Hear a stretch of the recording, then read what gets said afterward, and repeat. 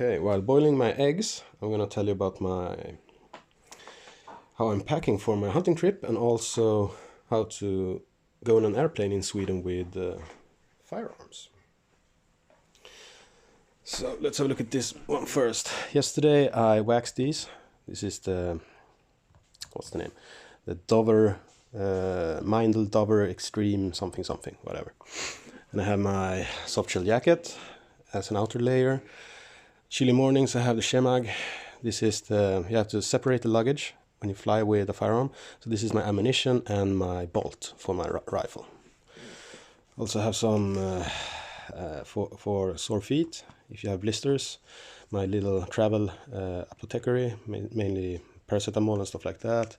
Wipes for antiseptic wipes. Some sheet paper, you always need that. I should have my toothbrush in here. Yes, I have. And below here I have my underpants, thermal layers, socks, everything else. So that's mainly clothes and the fun stuff. So in the other really big Pelican case I have my 𝚠𝚑 1900. I have hearing protection. This is a Vortex monocular. I think it's 10 times magnification, if I remember correctly, or maybe it's 8 times. I actually don't remember. Fuck it. And it has a mill reticule for milling, if you ever want to do that. I found my Versapod that goes on the rifle here. I have my Kestrel wind meter and weather station, 3 mags, my trusty knife from 𝚑𝚘𝚗𝚗, I think it's the A1. This is my Leica rangefinder. This is another older rangefinder, labeled Walter, but I'm not sure. It should be good out to 600 meters, so I'm gonna give this one to my father. My reflex suppressor, really it's sized for 30-06, but I fire 6.5 by 55 through it, so it's a bit over the top for this rifle, but yeah, can't be bothered to get a new one. It works.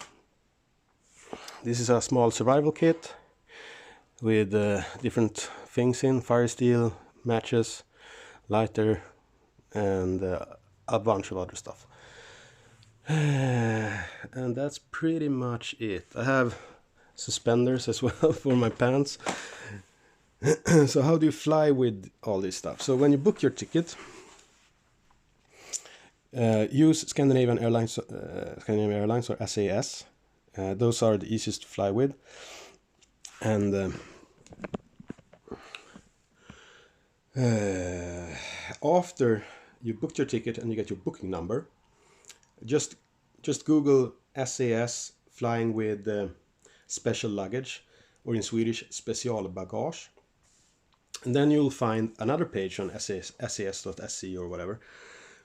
It's a really shitty page. They warn you not to bring bombs and all the usual stuff, but you can paste in your flight number and your name and the contact information, and then you just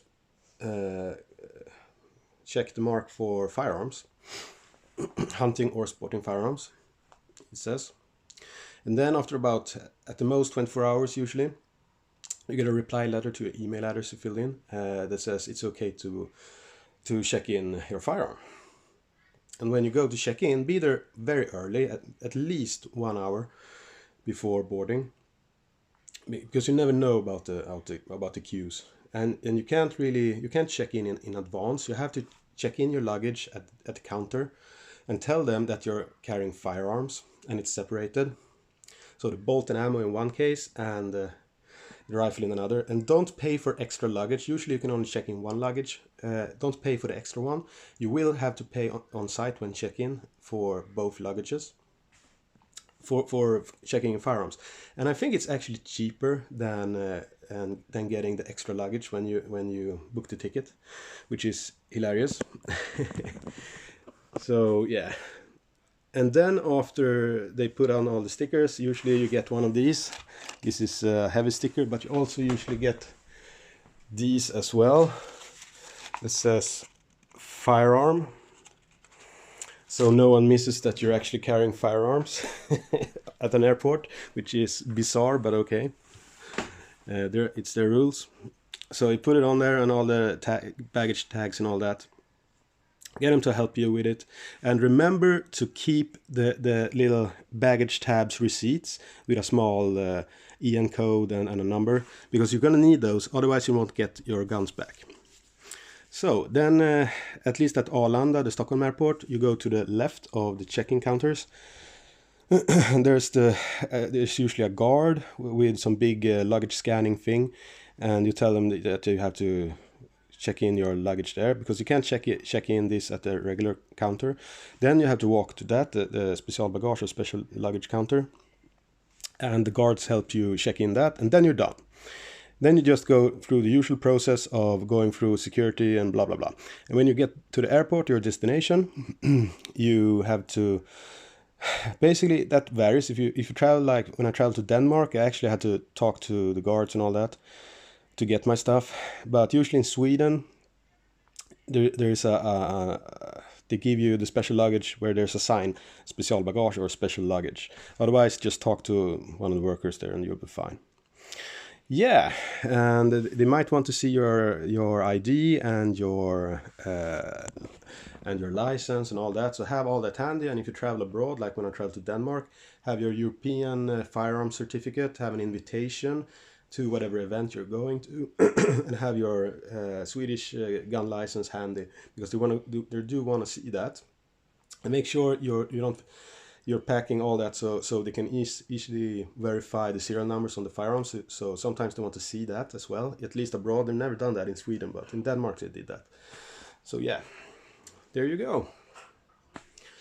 So now you can travel and hunt.